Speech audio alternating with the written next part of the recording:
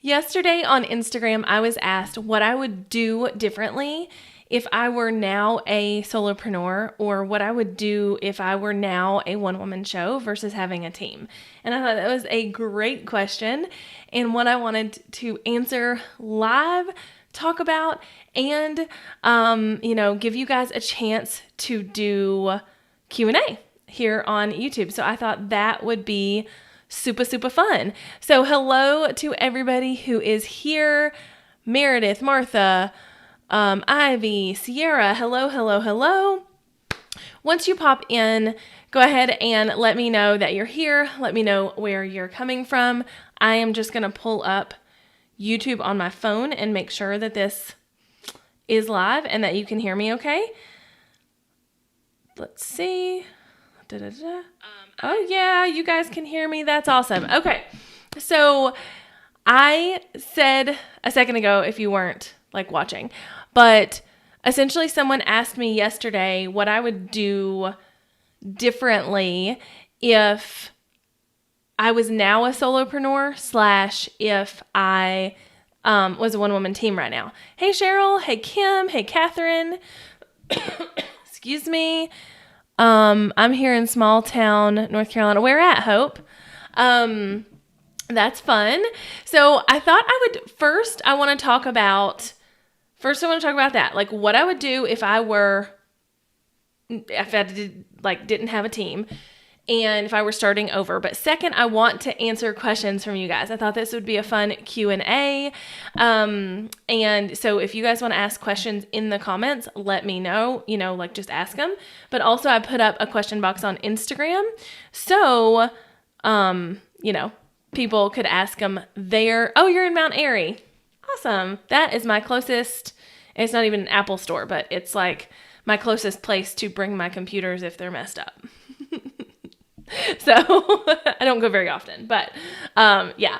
Okay, so first and foremost, if you're just joining, leave any questions or whatever you want to chat about in the comments. I'm happy. Let's just chat it out today. I haven't been live on YouTube in a while, and I thought it would be fun.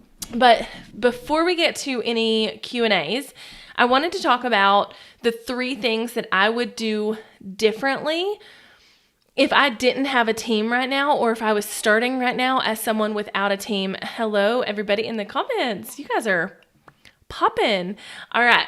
So essentially, if I were just starting over, if it were like I didn't have a team, I didn't have people to edit my YouTube videos, I didn't have people to edit my podcast, I didn't have people to manage my business, essentially, then what would I do? And the biggest thing I have to tell you is I would stick to the rule of 1.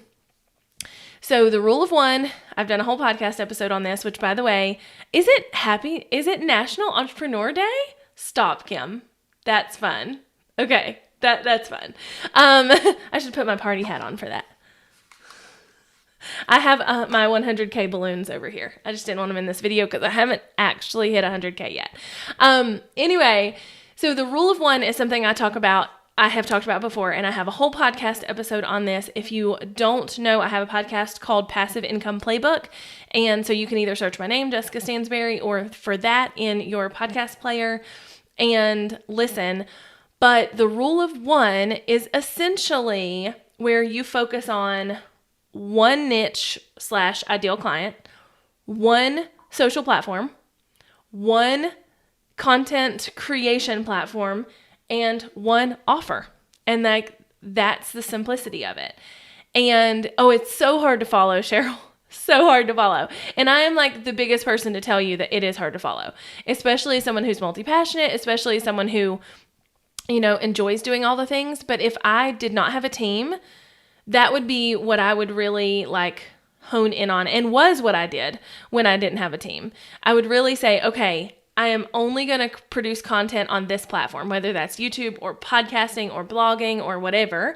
Or I would say, and I would also say, I'm only going to sell this one offer. And I would also say, I'm only going to sell to this one person. So that's the first thing I would do. Okay. The second thing that I would do is I would set a goal within that to be able to then hire help in a small way. So for instance, let me back it way up. when I first started and when I was like really getting started in this space, hello everybody in the comments. When I was really getting started in this space, I had a podcast and I co-hosted it. And at the time, I edited all the episodes, and that took a lot of my time. So our number one goal was to get it to the point where we could afford someone to edit the podcast. So it's going to be different for all of us, right? Like it's going to be different for you. You might need somebody to take email off your hands or take posting off your hands or whatever. But nonetheless, I want you to focus on a goal. Like, okay, I'm running this shit by myself right now, but when I hit $2,000 a month, I'm going to bring somebody on to do X, Y, or Z for like $200 a month, right? Like work towards a goal to hire help in a small way. It could be editing your videos. It could be editing your YouTube, your podcast. It could be writing blog posts for you. It could be admin stuff, whatever. So that's number 2. Number 3 of what I would do if I was starting over and I was just a solopreneur, no help, I would focus on money-making tasks first. Money-making tasks always first. Guys, let me say this into the mic because I feel like a lot of you need to hear this. Starting a YouTube channel and running a YouTube channel is not going to make you money in the beginning. It's just not. And so it's going to be a while before you get to the point where you're making money on YouTube, either by monetization or sponsorships, or you have a big enough audience to sell your own things, whatever. It's going to take you a while to get there. So in that example, that would not be a money-making task. So I would really focus on the things that make you money. Make money first. Set a goal and say, okay, once I get to the point where I'm making $4,000 a month or $2,000 a month or $10,000 a month, like whatever it is, then I can switch my focus and focus on doing things like YouTube that are not going to make me money now, but if I work and I grow, then they'll make me money later. Does that make sense? So 1, I would focus on the rule of one niche, one offer, one social platform, one content creation platform. 2, I would work towards the goal of hiring some little bit of help somewhere. And then 3, focus on money-making tasks first. Okay, so first of all, I want y'all to drop questions in the question box. We'll just hang out and answer questions for a while. I used to go live. That was a really close shot of the side of my face. Sorry. I used to go live a lot. And I don't think I've been live on YouTube in a very long time. Also, not sponsored by Bubbly Water. But Bubbly, if you want to sponsor me, I'm here for it. Okay. I'm scrolling up. I'm going to answer what I can see here. I'm going to pull up Instagram questions. I'm going to answer as many as I possibly can. How do you manage YouTube if you're on a tight schedule? Well, you have to get systems in place and you probably need to hire help. Like that's really what it comes down to. YouTube is a beast. Like running a YouTube channel requires more dedication and more time than a lot of other things that I do. So if you are on a time schedule and you are tight schedule and you're strapped for time, then I would absolutely focus on creating systems and a schedule that you can really stick to. But secondarily to that, hiring help, because that is so, so important. Oh, I forget that I can like feature y'all's comments. That's fancy. I forget I can do that. Okay, so Cheryl said, what would be the first thing you'd bring somebody on for? So the rule of thumb for me is always things that I don't have to do, but that are taking a lot of my time. So that's why, so like there's things in our business that we're the ones that we have to do it. Like for me, my brand is me. My brand is my personality. My brand is my face. My brand is, I have to create the content, but I don't have to be the one checking my email. I don't have to be the one editing my YouTube video. I don't have to be the one editing and uploading my podcast episodes. So it's going to be different for everybody.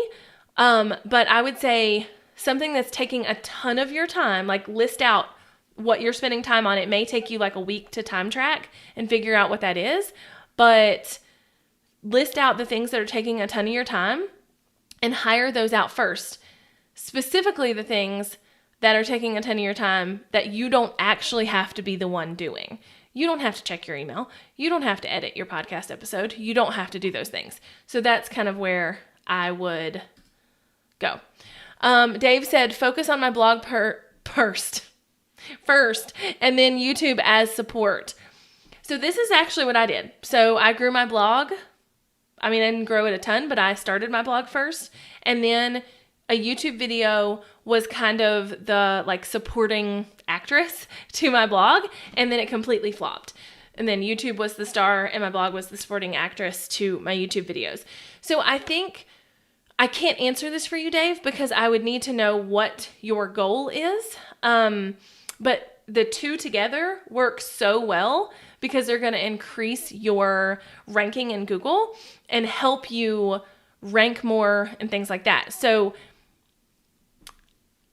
if you have limited time, focus on the one that your audience is going to consume most. Are they reading blogs or are they on YouTube more?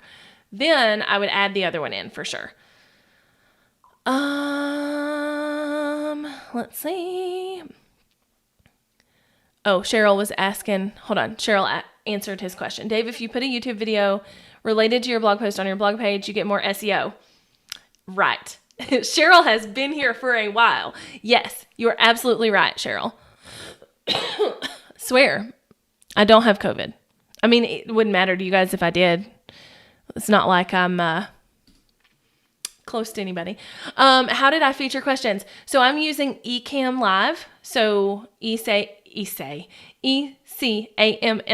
Live, and it offers this option.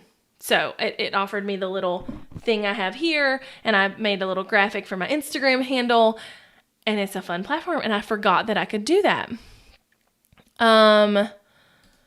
What is the best way to sell an online course according to you? I would absolutely, the biggest thing and I'm pulling up my Instagram questions now, but the biggest advice I have for selling an online course is to build an audience first that wants it. So selling an online course, you can create a course all day long, but if you don't have people there who want to buy it, then nobody's going to buy it. And I think that's something that a lot of people don't talk about or don't tell you about, is that you have to have an audience to sell these online courses. It's not just like magically create them and then you're rich and all the things, right? Hi, Joy. What's up? Let's see if I can get rid of this. I don't know how to get rid. Exit? Oh, there we go. Okay, so keep popping questions in the box or in the comments, but I'm going to answer some questions that I got on Instagram today. So someone said, is doing YouTube lives beneficial for your YouTube channel? This is such a good question. Okay, so here is why I am doing a live here on Instagram today. YouTube today. YouTube heavily values consistency. If you want to grow on YouTube, you better darn well be consistent, and you better put your video up when you say you're going to put your video up, and you better do the thing. And I did not have a video to go live today. I just didn't have one. I did that MLM video that I released on Friday. I did that one, and I wanted to get it up on Friday rather than using it as my Tuesday video. And I was supposed to film yesterday, and I just didn't. I didn't have time. I ran out of time. So the reason I'm going live right now on YouTube is because I didn't want to kind of lose my consistency points with YouTube. There have been shows on YouTube that have completely grown from live content, but as a whole, YouTube and YouTube watchers definitely prefer pre-recorded content. So this person said, is it beneficial for my YouTube channel, and how often should you be doing them? So my kind of rule of thumb is when I want to hang out with my audience, number one, because that's fun, but also number two, if I don't have a video to go live, I'm probably going to go live in its place, if that makes sense. So Jewel said, what is the best online business to begin that is practical for a 13-year-old? Girl, you're ambitious. I wish I was that ambitious at 13. I see people like under 18 specifically commenting on my YouTube channel, on Instagram, and asking me questions like this. And I wish I would have even known how to ask these questions when I was 13. First of all, kudos to you. Okay. Second of all, there's no best. You're going to have to figure out what you have the time to do, what skills you have, and how you kind of want to build that business. Now, the good thing about being 13, for the most part, is that you don't need to be financially independent. Obviously that's dependent on everybody. I got my first job at 14 because I wanted a cell phone and my parents wouldn't pay for it. And I worked under the table for cash at a restaurant for 2 years before I was actually legally of age to work. So that's not always the case, but for the most part, you don't have to be financially independent. So it could take you a while.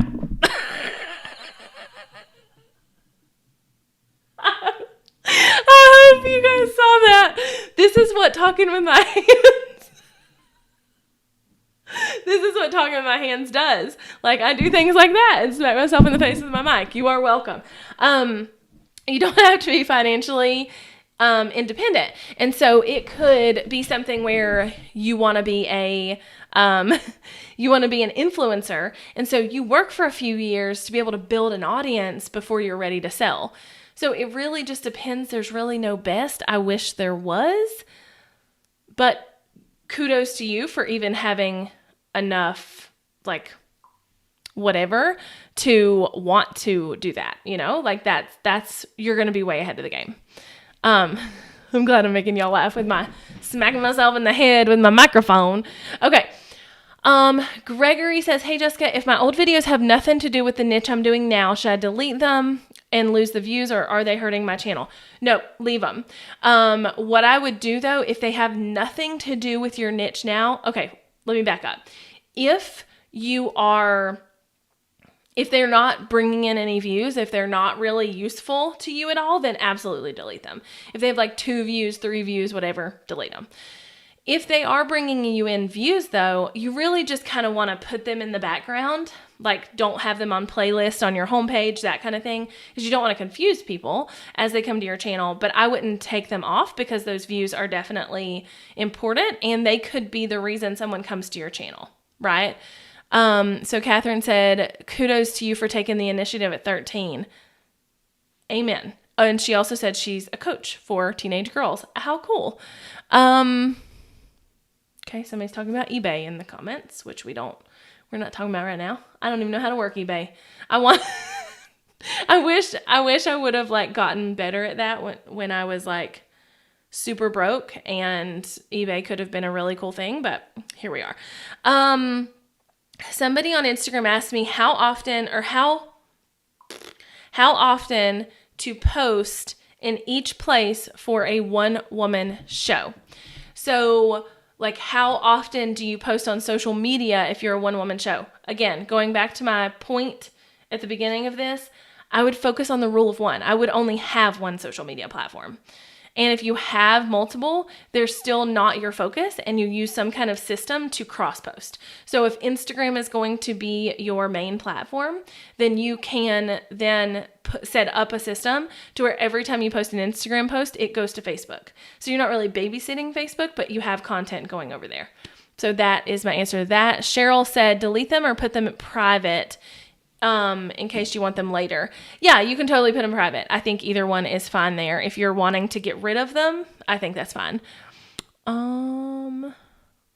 Farmstead Smith, thank you so much. Okay. You guys keep dropping questions too, but I'm going to read some of these.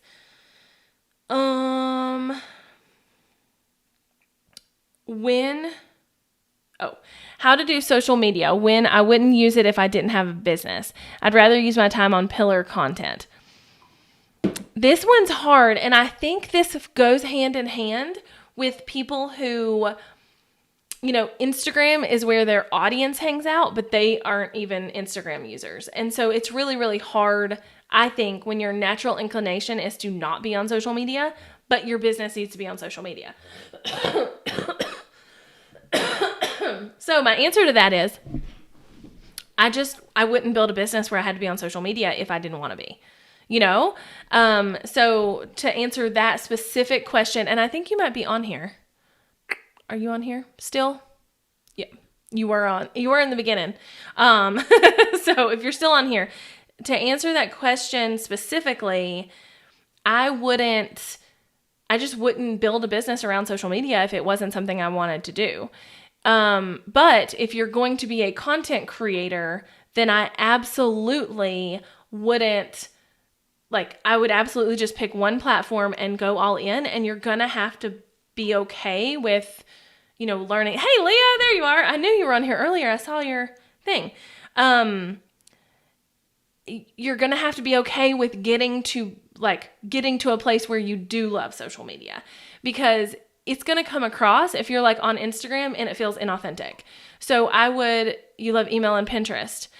You don't have to be email and Pinterest are great, and you can build a relationship with your audience on email, right? You don't have to have that social media platform to do that. So, sure, have the platform, but direct them to your email and let that be kind of where you shine. I think that's fine.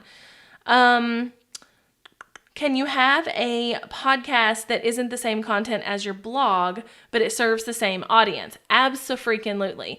So I did a whole podcast episode about this. Again, shameless plug. If you are not listening to my podcast, it's called Passive Income Playbook, and I release new episodes every Monday. Yesterday's episode was literally all about what my social platforms or social strategy looks like right now. So what my YouTube channel is for, what my podcast is for, what my blog is for, what Instagram is for, all of it.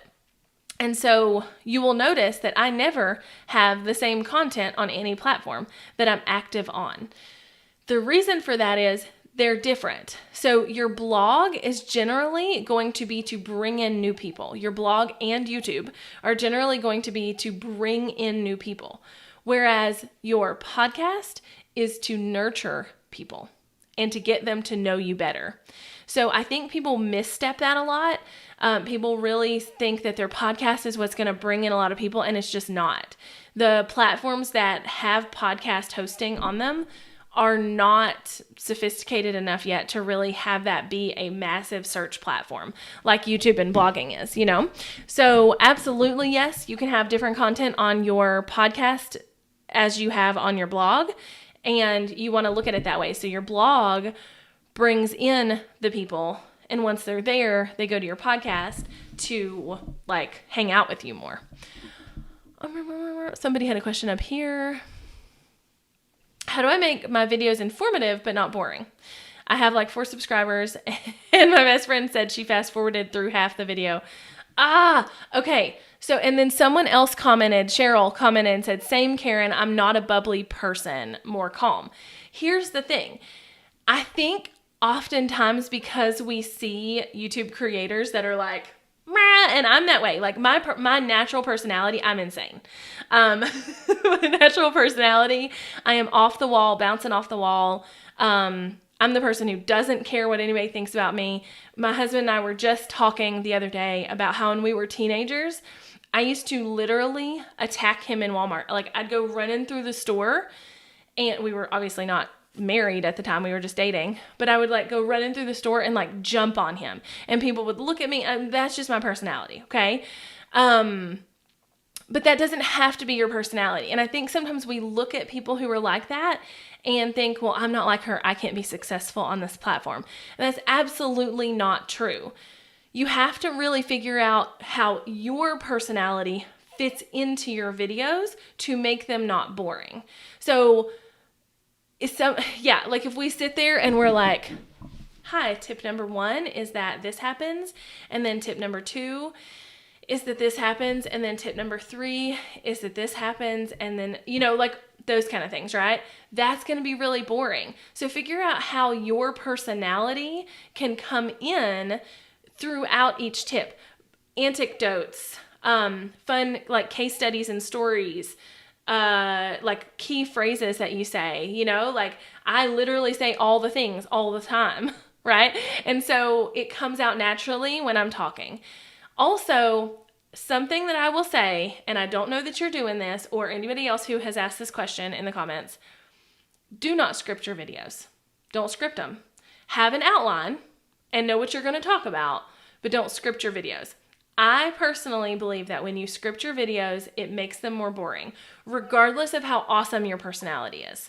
So when you're scripting a video, you're literally like trying not to miss a beat, right? And that can make you more boring than you actually are. And then the last thing I want to say is use editing to keep it lively. There are some YouTube creators who will tell you that you should have some kind of editing change, like a noise, a cut, a graphic flying across the screen, like whatever, every like 1 to 2 seconds. Now, I think that's excessive, especially for informational videos. I feel like that would get a little too in your face, but you have to figure out like how you can put external things in and make it fun. Go look at some like yoga channels, things like that, because they're not these like crazy bubbly over the top people. Most of them are not. Most of them are very calm and like they're going to tell you the things. Look at these channels, but look at their like more informative videos, not their like actual yoga practice videos, because that's really going to be helpful for you, I think. And someone said something else here that wasn't necessarily important. Yeah, so having a lot of fluff, that's a good option too. Sometimes we think we need to extend the length of our video.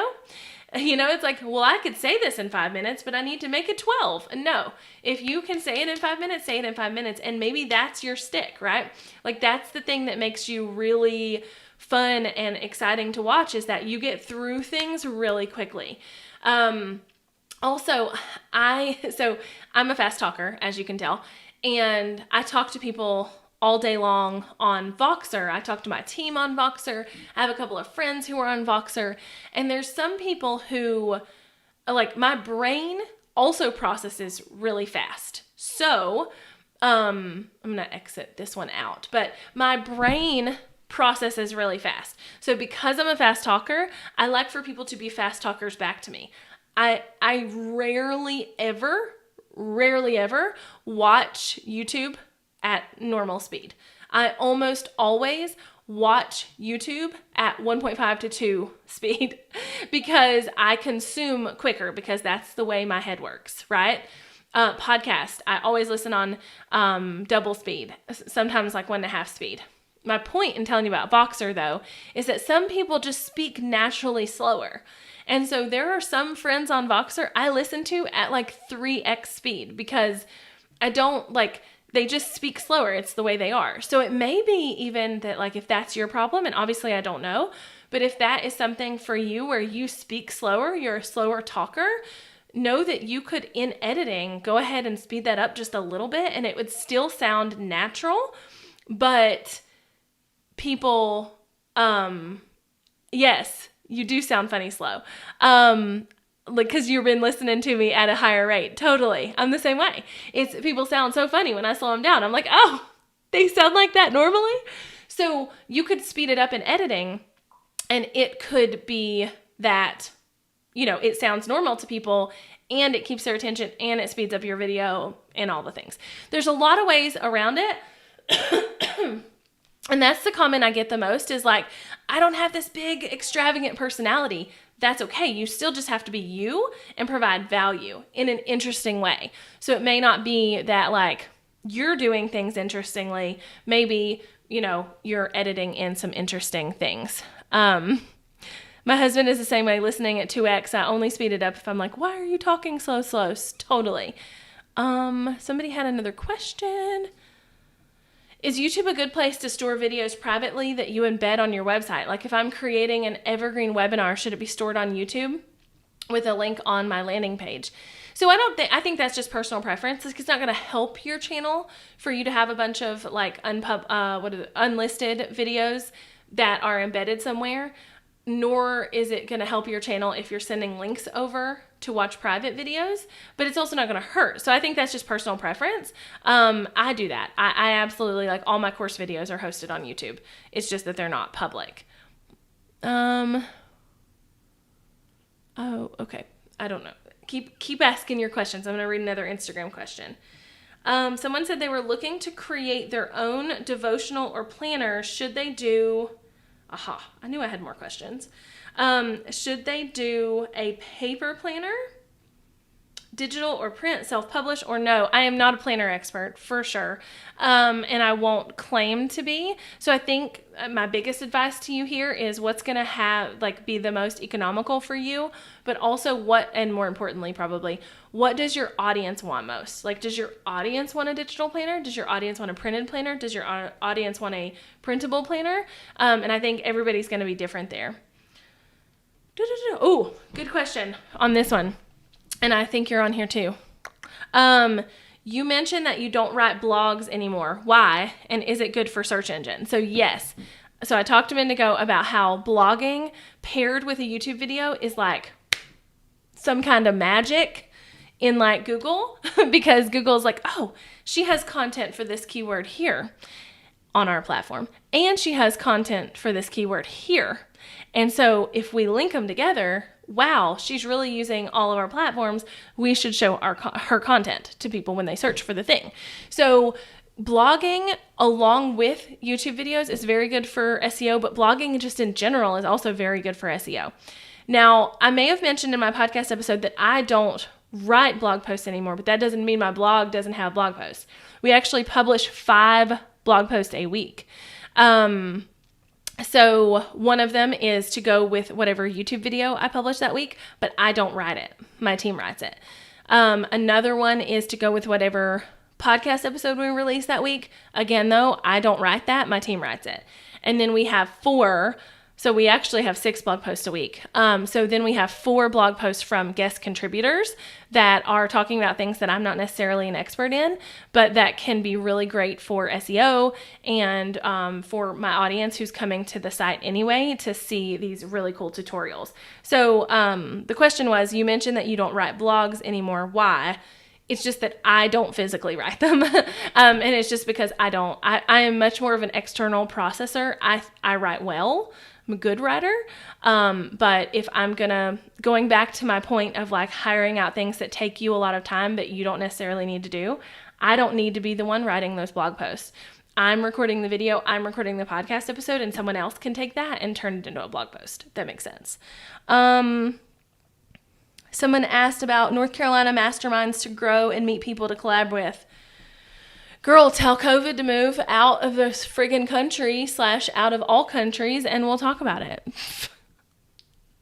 I can't wait until we can get back to regular in-person content. So I am presenting at VidFest this year. If you have not looked at that and don't want, you want to look and see if you can get tickets to it. Obviously, it's a digital virtual conference, but it's this month. And you can just go to vidfest.com, I think. If not, just Google it. But I'm presenting at VidFest, and I was just on the phone before I got on here, a couple hours ago, with Chris Kremitzos, who is the creator and owner of the VidFest conference. And the VidFest in March was I literally got off the plane in Charlotte, and before I drove my happy butt up to my house, they were already shutting things down. So his was the last conference that I know of that was really a big deal. And we were talking about how we cannot wait for that to be a thing again, Gregory said, should I separate my website to help promote my YouTube videos, or does it matter? Should I have a separate... That's also my brain trying to read too fast. Should I have a separate website? No. I would just leave them on your primary website. I would just make them be blog posts that kind of couple with your YouTube videos. So you can go to heyjessica.com, which is my website, and you can kind of see what I mean. If you go to the blog and maybe find the blog from last week where I talked about MLMs, then you can see how my video is coupled with the blog post. What is the going rate of a video editor? I'm thinking that once I make it, I would like to hire that out. That's a loaded question, and it's interesting when you go looking for a video editor. They're expensive, super high. I have been quoted, $100 a video. I've been quoted like more than that. I've been quoted like $50 an hour. And if my videos are 30 minutes, that means it's going to take them 4 hours to edit. And so it's $200. Like, I've been quoted a lot of things through the years. Now, what I do personally, and I have done this for years, is that, hold on, sorry. I was reading another question. What I did when I first started hiring a YouTube editor, and what I still do to this day, I found someone local who had video editing skills, but necessarily wasn't a YouTube editor. So she was teachable. She knew how to actually use editing software, but she wasn't a YouTube editor, so she didn't know the style. And YouTube editing definitely has its own style, right? Like, we all know that. It's like that, like poppy, and like jump cuts are normal, and like all of this stuff. So, for me, what I did and what I still do is I found someone local who is a freelancer who I get to edit my videos, and I have trained her through the years to know what I want. Generally, if I want to change my editing style, so like, oh, I want to start doing it this way, or I want to add these different things, then, sorry, I'm reading your other comments. Appreciate even knowing the highest rate is giving me a better idea of if it's even feasible. So currently I pay my editor $10 an hour. But she's a local freelancer, and I have had to teach her my YouTube style. And so, what happens with that is that, like, oh, I want to change my YouTube style. I will edit one video or two or the next 5 myself. And then I will send them to her as examples. And then the next one she edits, she will understand kind of what I'm wanting. So it's definitely been like, yes, I'm paying less, but I'm generally more involved in the process because she has to be taught. Does that make sense? So yeah, like it's like one of those things where you can either pay a really high price for someone who already knows YouTube editing, or you can pay for someone local or someone you know, or someone just getting started out as a VA or whatever to edit your videos, but know that you're going to have to teach them along the way. Cheryl said, remind me again, the video is not word for word the blog post, right? Right.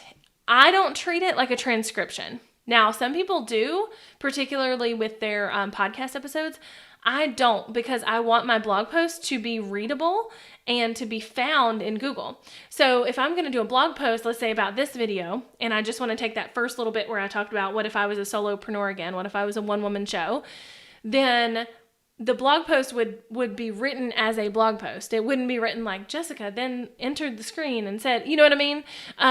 So yes, you're absolutely right there. You want it to be conversational and readable as a blog post, so it can be a standalone piece of content, but also that will help it be found in search engines. So, do y'all have any other questions? I think this is so much fun. I love hanging out with y'all, and I forget that I love hanging out with y'all till I do it, and then I'm like, oh my gosh, why do I not go live more often? Let me see if I had any more questions on Instagram, because it can be weird, and it sometimes doesn't populate all the questions. So someone asked me on Instagram, do you think that the brand / Insta service-based business is too saturated market to enter? And I asked them to clarify. Let me go see if they sent me a DM or something, because I didn't quite understand what they meant by that. But I think that it sounds like it could be a good question. So, oh wow, how did I scroll all the way up? Oh, so someone just asked in the comments about I don't know if it was specifically to my YouTube journey, but I want to tell you, first of all, look at my 100K balloons. I had to put them over there because they were behind me, and I haven't hit 100K yet, so it's like weird to totally, it was you. Okay, perfect. Can you clarify then? And it may not have sent my message on DMs, but if you could clarify, that'd be great. I think it sounds like a great question, but I think you were truncated on that question box, and I don't quite understand. So I am about to hit 100,000 subscribers here on YouTube, and I'm so excited. I'm going to do a whole video about like kind of my journey from 0 to 100,000 because it's looked different at every stage. But I don't know. It's really interesting. I was telling somebody this morning. It's interesting because so I'm fairly good at celebrating milestones in my business. But when it comes to something like YouTube, like hitting 100,000 subscribers, I've had to talk myself into celebrating it because in my head, I see these other people who started after me, but like skyrocketed to the top or whatever. And then I was like, you know what? I'm going to Google this. I'm going to Google how many people actually ever hit 100,000 subscribers on YouTube. And it's like 5%, of current YouTubers have ever hit that 100,000 mark. So it's a big deal, right? And I need to celebrate it. But I'm going to do a whole video on my journey from 0 to 100,000 and what I learned and how it changed and how it's going to change going forward and all the things. But I should hit 100K Thursday or Friday, probably, unless something goes crazy. Okay, so, we got lots of questions. Okay, is it best to have a single site or multiple sites? If you are going after one target customer, one site. So like my target customer are entrepreneurs. My target customer are people who are starting businesses. So even though we have content about YouTube and Instagram and Pinterest and copywriting and this other thing, it's all relevant and applicable to the same person. So it's all on the same website. But if you are creating content for like 7 different niches, they should absolutely be on 7 different websites. Congrats in advance. Thank you, Gabriel. Okay,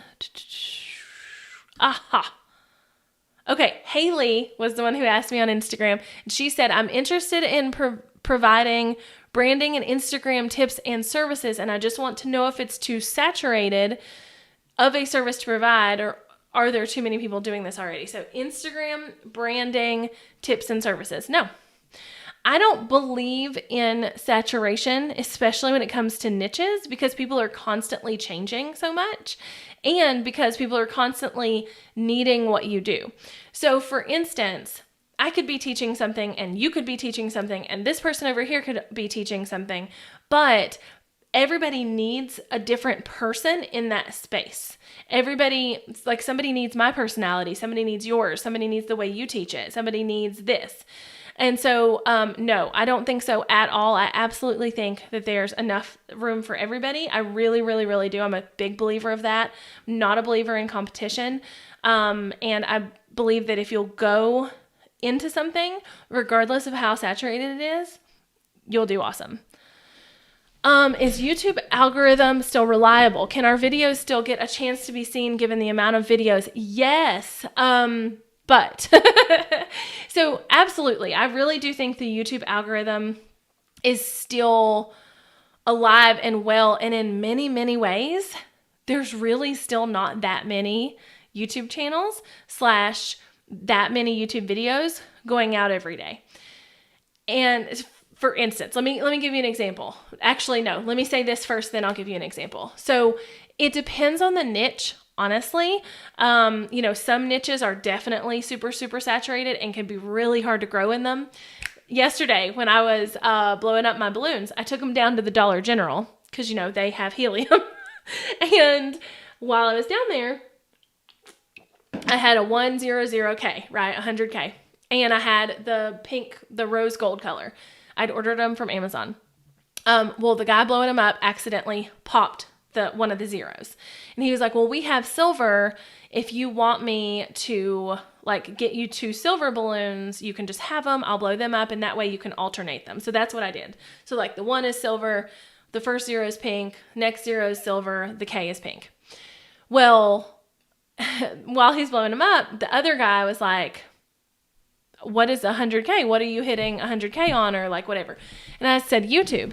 And he was like, he was a young guy. And he was like, oh, that's awesome. I'm going to be a YouTuber one day. And I was like, well, that's cool. And he was like, yeah, I'm going to be a gaming YouTuber. And I literally was like, no. because there's just too many. Unless you're going to be very, very specific to one game or to a style of whatever, right? Be very, very different. Some niches are so overly saturated. And on YouTube specifically, that doesn't necessarily mean you can't do them, but on YouTube, it's going to be hard to grow. Other niches are still very much so open, like an open game. So for example, and this was the example I was going to give, I have been actively trying to get YouTube to show me different things on my suggested page. So prior to me like purposefully trying to do this, it was all business stuff, right? Like it was all like, 7 tips for YouTube or like whatever, or all these creators that were teaching this thing. But I wanted it to show me more and different things. So I started down this like rabbit hole of like, I forget how I started, but nonetheless, I ended up in this like drama channel situation that I didn't even know was a thing.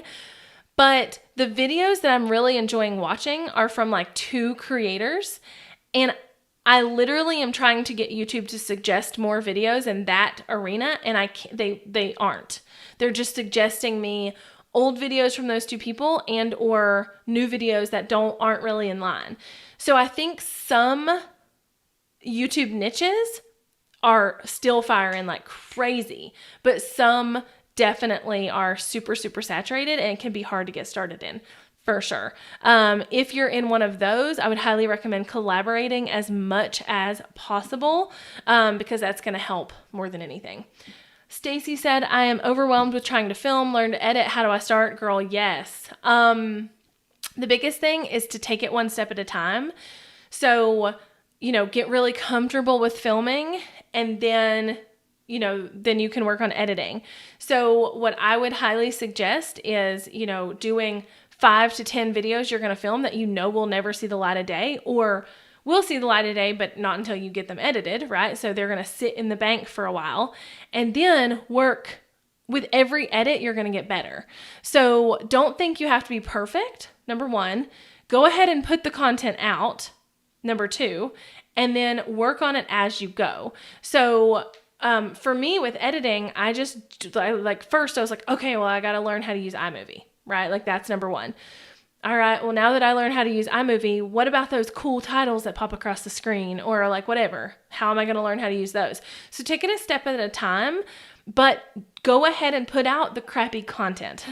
So many times people are like, but I don't want to put out content because it's not any good. And I get that. My first content is awful. I actually was just digging through it because I'm going to do an Instagram reel for when I hit 100K. And so I was digging through my content and I'm like, man, this was bad, like painful to watch. But if I wouldn't have put that out and I wouldn't have realized, a mistake I made while filming, I wouldn't have done better next time. If I wouldn't have edited that and made a mistake editing, I wouldn't have done better next time. So I would say kind of throw out perfection and just get it done and work on little things as you go. I promise. And nobody ever kind of is done working on that, Okay, I'm scrolling. There's a lot of weird spam questions. How to take the first step as a beginner in any business. Gosh, that's a loaded question. I think honestly, like the first step as a beginner is just to put yourself out there. A lot of times that's the scariest step too. So just putting yourself out there. What recommendation do you have for someone who still needs to save money for an editing computer and needs to edit on her phone? Edit on your phone. Like, do it on iMovie. You don't need, oh my gosh, this is such a misconception.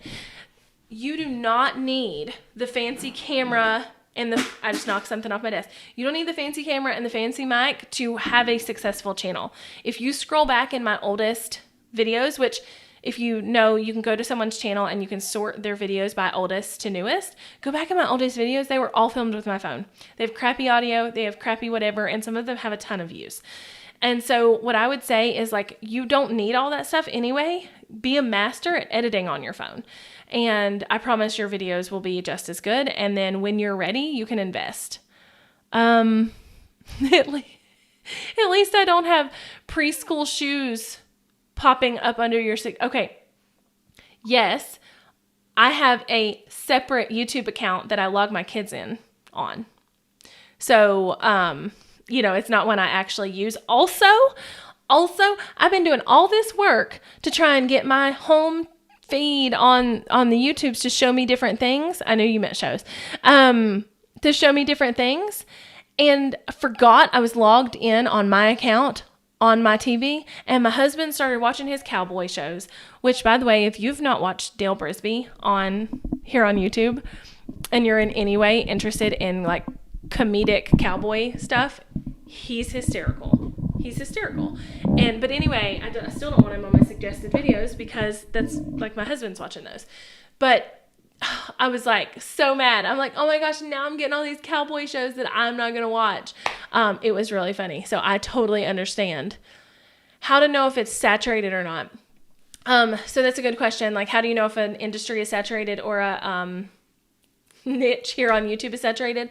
If you can find a lot of content for a certain thing that would be part of that niche, then that's a good idea that it's saturated. Another thing is I use TubeBuddy, and I love TubeBuddy, and they have a tool that tells you like if a video has a lot of competition or a little bit of competition.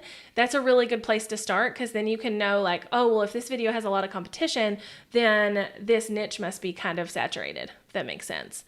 At what point is someone else's channel would you personally be interested or thinking about collabing with them? What sort of requirements might you have? Okay, so this is such a good question, and one that gets asked a lot is like, how do I start collaborating with people? Friendships. So every collaboration I've ever done, I've actually met that person in some way and established a friendship before we collaborated. And I think that's going to be the most natural anyway, like, oh, I'm having my friend so-and-so on my channel to collaborate or whatever today. So, I've been on like Sean Cannell's channel. And then I've been on Sean and Benji's channel. And then I've been on Tim Schmoyer's channel. And like all of these people I've collaborated with has been because I know them and I met them and I like them and we're friends. So really thinking less about like what is going to make you desirable to someone else, and think more about establishing friendships with other people in your niche. You're filming on an Android. So the previous question about editing on your phone, you're filming on an Android. I am not a good resource for that because I do not edit on my phone. I actually really don't like to edit on my phone. I guess I would if I had to. But D. Nimmin, so Nick Nimmin's brother, D, I believe, talks a lot about like phone editing. I don't think it's specific to iPhone, but definitely go check him out. How can I open an e-commerce business and attract international customers? I am into doing business with mobile gadgets. So the thing with like international is whoa, guys, look at that fanciness. I can zoom in and okay. The thing with any kind of like, how can I attract this person, is to put out the right kind of content. Yesterday on my Hey Jessica account, we got a question where someone was like, I'm trying to attract moms, but I'm attracting single women or whatever. And I was like, well, then you're not doing the right content.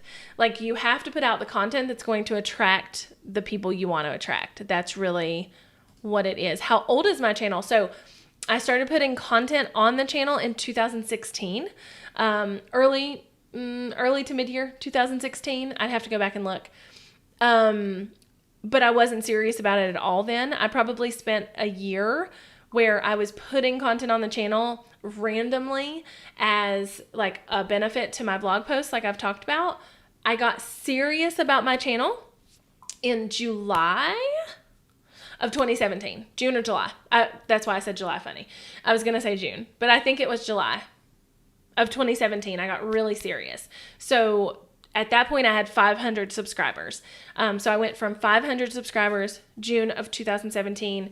I've been consistent for that long. So 3.5 years. And I'm just getting ready to hit 100,000. somebody keeps asking me about how to get sales on Teespring. I like build an audience. Like that's my only answer to that. Build an audience. Build an audience who wants your wants your t-shirts. Just selling t-shirts is not going to work. Like you have to build an audience who wants them. Yes, he has mobile YouTube. Perfect. Thank you. Yes. So D Nimmin, Deenimmimmin. Nimmin? It's Nick Nimmin's brother, D. I don't know D as well as I do Nick, but they're both great. Is it a bad idea to have multiple video subjects on your channel? Yes. No and yes. So this goes back to the niche thing. You want to make sure all your videos are something that one ideal client would want to watch.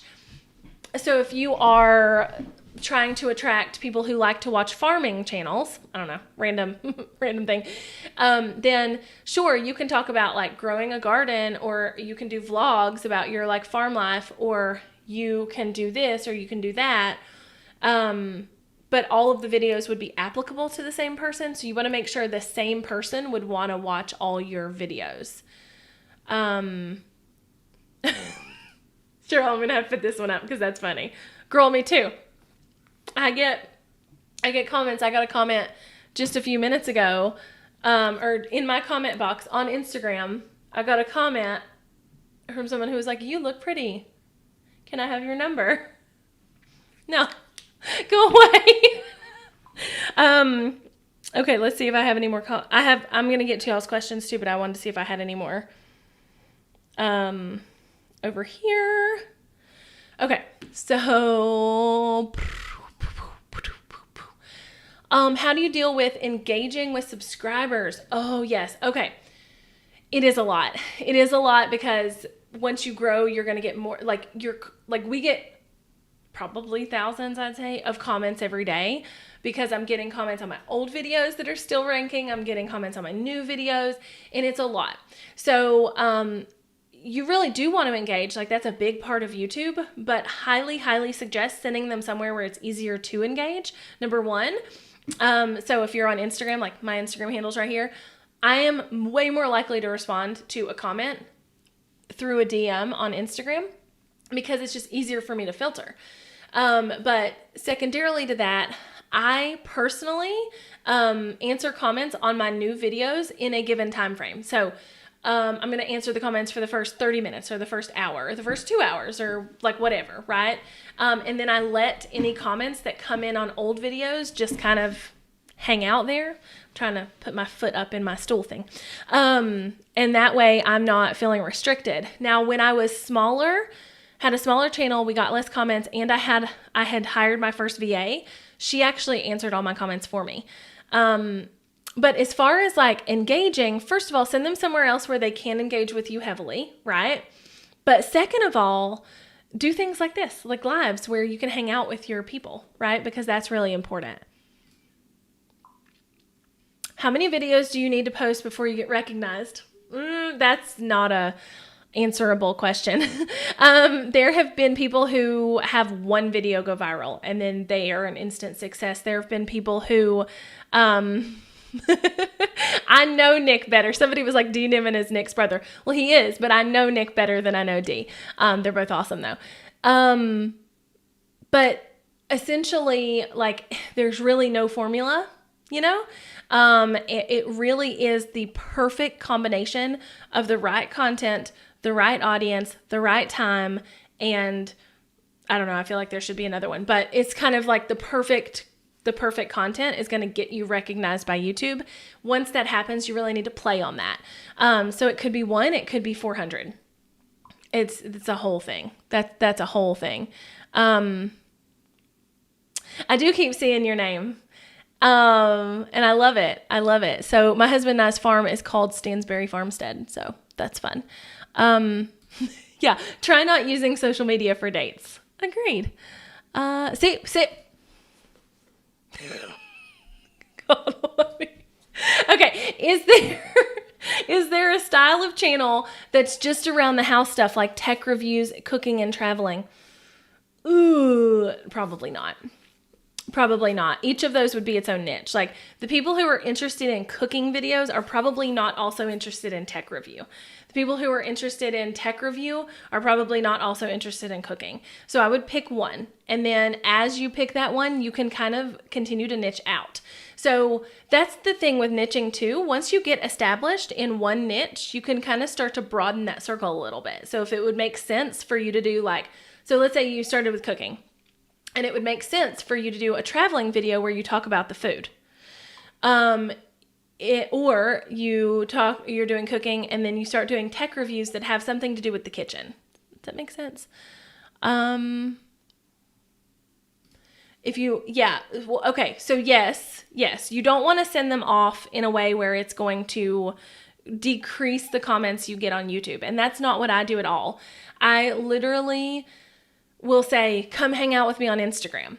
Like, that's it. Like, I don't negate the fact that they should hang out with me on YouTube. It's just that, like, I'm giving them another platform to hang out on, if that makes sense. But then naturally I get YouTube questions coming to my DMs on Instagram.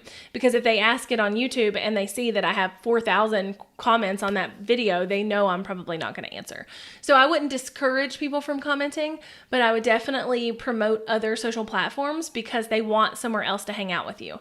I just realized that all my books are gone. Oh, they're right there. Interesting. I took them down yesterday, I guess, to do something.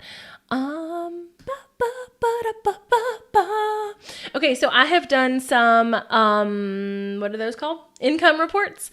And right now, it's definitely not too personal. I don't mind at all to answer. So right now, I'm about $3,000 to $4,000 a month. Kind of just depends. Specific to ad revenue. And it just depends, and every niche is going to be different. This is something I don't think a lot of people or enough people talk about is like every niche is going to be different because the advertisers who advertise on the channel are going to be different and are going to be paying a different cost based on whatever the niche is. So for instance, if I have a cooking channel, going back to what somebody asked just a minute ago, I think that was Jay, if I have a cooking channel, then, it might be that like Kraft Macaroni or whatever, advertises on my channel and maybe they pay $1 per click. So I'm getting a certain percentage of that dollar for every time somebody watches my video. Whereas my video on affiliate marketing is getting heavily targeted by these like bro marketing people, and they're paying way more to put ads on that video, and so I get way more for that video. Does that make sense? So it's dependent on your niche. For me personally, right now though, it's between $3,000 and $4,000 a month. Whoa! I just clicked a button. Hey, you just skipped my question. I did skip your question. What kind of platforms should be used to put on my products? Or should I create my own website and start an online store with that? So that's dependent on you and your skill set. If you're not a techie person, then I wouldn't try and build my own website. If you are, though, I would highly recommend using self-hosted WordPress and WooCommerce because you have the most control over it. But if not, something like Shopify or even Etsy are fine. Are videos influenced by your location? Somewhat.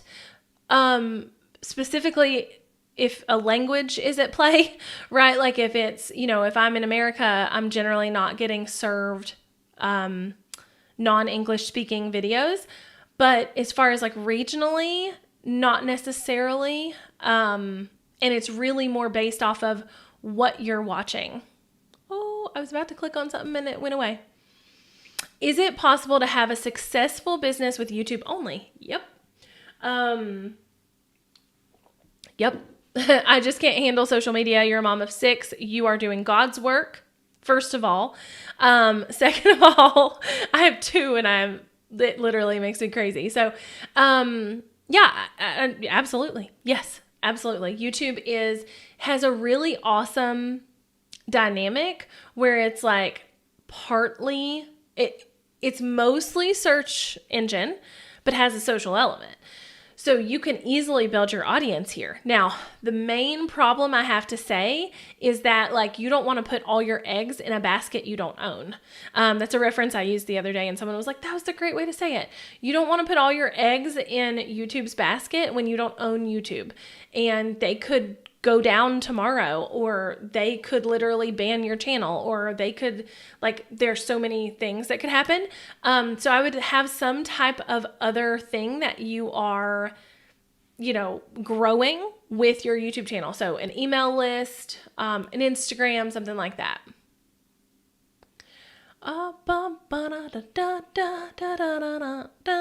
Let's see. Oh, hold on. Thanks for the advice. I have to tighten my ship. Yes, you do. What would you say is the average time it takes someone to grow to 1,000 subscribers? I was actually just having this conversation with some people this morning, and it really is dependent on like if you go into a niche that is not super saturated, but it's wanted, then easily you could grow pretty quickly. So like, if you go into a niche, I don't know, I'd have to like think and research, but a niche where it's really popular, but there's not a lot of people doing it, you could grow to 1,000 subscribers like really fast. If you go into a niche that's a little more saturated, it's probably going to take you longer. It took me about a year. However, remember, I wasn't serious about it for the first year. So when I got serious about it in June of 2017, I had 500 subscribers. All 500 of those subscribers had come over to YouTube from my other platforms. So I didn't have big platforms, but I had a Facebook group, I had an email list, and I would send out emails like begging people to follow me on YouTube. So they had all come from my other platforms. So from 500 to 1,000, it only took me about a month. But that's because I got really serious and I niched and all the things.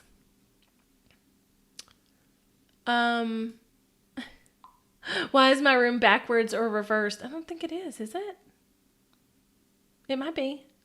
Because cameras are weird.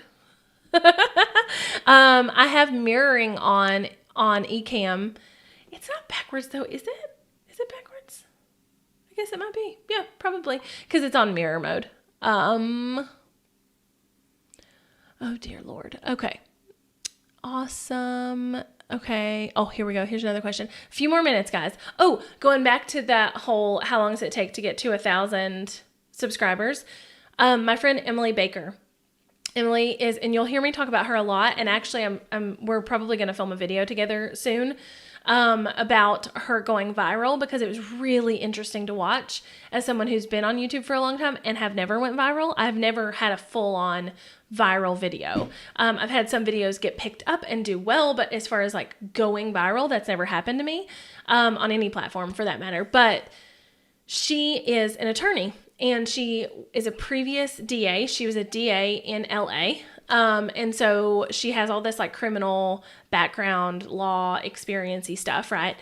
And she loves YouTube. She loves being a creator on YouTube. And so in the past, she had been doing like entrepreneurial tips from a lawyer or whatever, right? She swam into a niche that was just magical. Basically, she started doing legal commentary. And Emily, by the way, Emily Baker is here on YouTube at Emily D. Baker. But she started doing legal commentary, and that legal commentary led her into doing videos about, social justice issues, or, the Rachel Hollis divorce, or like anything that was kind of in that pop culture-y / media spotlight that needed a lawyer's take on. And she was doing great. She was growing. And then she noticed that there was a lawsuit happening between two different channels, possibly more than two, here on YouTube. Like YouTubers were suing each other. And she did a video about that. And she went from 4,000, maybe like 4,500 subscribers to 5,000 subscribers, or I'm sorry, 4,000 subscribers to 50,000 subscribers in 2 weeks, because her videos went completely viral because she was hitting on that. So, Sarah, what program or extension are you using to put these questions? Yes, no, it's not built into YouTube. It is Ecamm Live, ECAMM Live. And it's great. You can put like, I have this little image here and this image here. And then I can pop comments on. It's really awesome. It integrates with Facebook and YouTube, and you can also just screen record with it too. It's a really great program. Let's see. People saying weird comments. I did not skip your comment. Okay. It took someone 8 months of consistency to get to 1,000. Yes. Okay. I love Emily and found her from a suggestion on Instagram. Yes. What are the thoughts on the join button?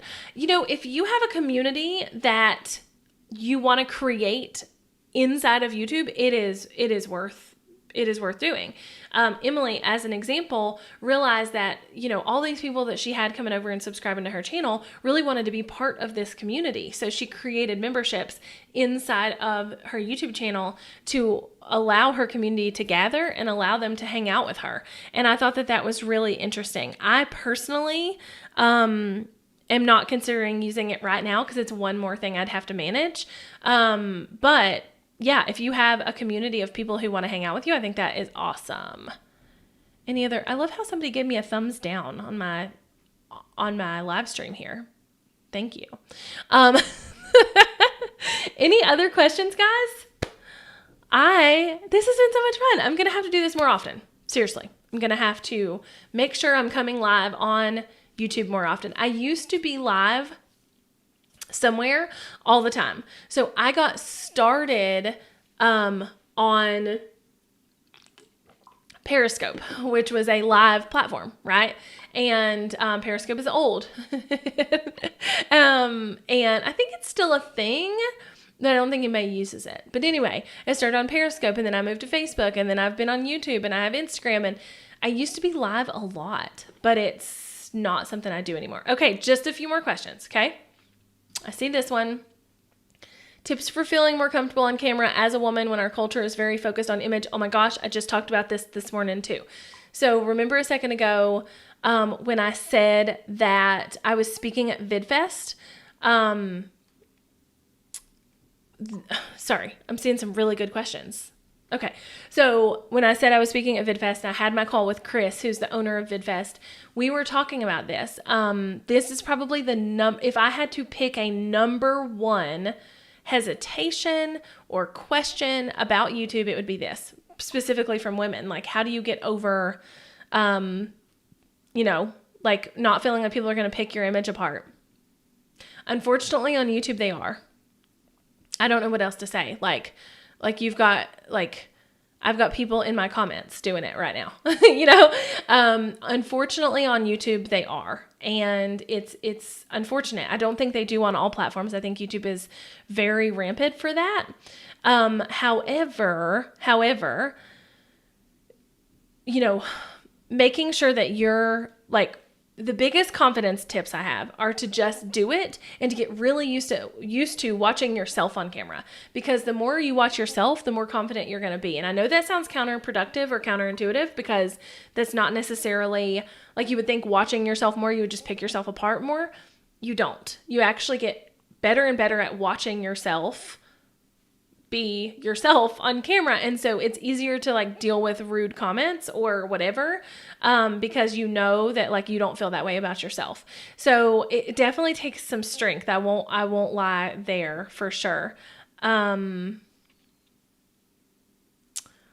wow. You guys, I swear you guys had a bunch of, thank you for the compliments on my office, Cheryl. Do thumbs down help your channel? Any engagement helps your channel. So yeah, I mean, even if 52 people thumbs downed my video, it's still engagement in the eyes of YouTube. Now the problem there is if somebody comes to a video and they think they want to watch it and it has more thumbs down than thumbs up, then it could probably turn somebody off. But overall, engagement is engagement is engagement is engagement. How do you manage posting on all platforms? So anything that's posted on Facebook is posted by my team or auto post from Instagram. Number one, Facebook was a platform I focused on a while ago. It's not a focus for me right now. So if it gets posted on Facebook, then has not been posted by me. So that is a massive piece of advice. And then as far as Instagram goes, I have 2 accounts on Instagram. One is my brand account and one is like my personal, but it's also still a brand account. I manage posting on my personal. My team completely manages the other account. So this personal one here, I'm managing completely. And that's really the only social platform that I am personally managing. On YouTube, it's just, I've been doing it for so long at this point, right? Like it's been 3.5 years where I've been consistently putting out YouTube videos that it's not hard anymore. But you really have to come up with a schedule. Like I'm going to batch record 4 videos today, or I'm going to do this today, or I'm going to film next week's video today or whatever. Because it does get hairy for sure. But I would say pick one platform. Don't try and be on all of them. And if you're going to be on all of them, automate the ones that don't matter. Okay. 2 more questions. We're going to go with 2. Okay. Let's see. Do you ever get anyone else to edit your videos? Yep. Yep, I sure do. I talked about this in the beginning and you must not have been here, but that's totally fine. But I have someone local who edits my videos for me most of the time. I'd say she edits 90% of my videos and I do the other 10%. The only time I'm really editing a video if I accidentally forget to film it. So if I were going to film it on Friday and expect it to be turned around by Tuesday, I'm probably going to edit it because I feel bad sending it to her with like no turnaround time. So 1, that's when I edit, but also 2, sorry, somebody weird drove by my house. I also will edit if I want to change my style up a little bit so I can show her what I mean, because I think that sometimes happens. Okay, let me see here. Okay, one more question. Let's see. You're welcome. Okay. Hold on. Let's see. Yeet. Oh. Hey, Tegan. That's funny. Okay, hold on. Okay. Here we go. How do you overcome doubts and fears when growing your audience? So this really comes from practice. It really does. It comes from just being consistent and putting things out there. And I completely understand that. I mean, I think I was saying in the beginning of this video, if I wasn't, I was saying it to somebody else earlier today, but you know, I still am like, oh, I should have hit 100,000 faster. You know, why did so-and-so hit it quicker than me? Blah, blah, blah. Right.